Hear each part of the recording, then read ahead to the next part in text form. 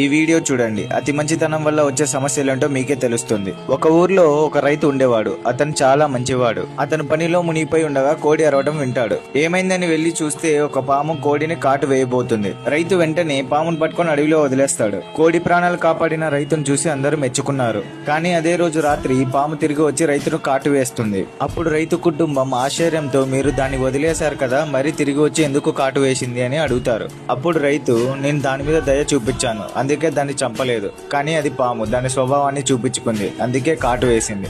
Same అలాగే మన real life లో కూడా చాలా మందికి హెల్ప్ చేస్తూ ఉంటాం. కానీ వాళ్ళలో కొంతమంది మన సహాయం తీసుకొని మన నాశనాన్నే కోరుకుంటారు. సో ప్రేమ, జాలి, దయా గుణం ముఖ్యమే, కానీ వాటికి కూడా హద్దు ఉండాలి. ఎవరి మీద చూపించాలో వాళ్ళ మీద చూపించాలి. మీ లైఫ్ లో కూడా ఇలాంటి సిచ్యువేషన్ జరుగుంటే కామెంట్ సెక్షన్ లో షేర్ చేసుకోండి, మిగతా వాళ్ళకి యూజ్ అవుతుంది.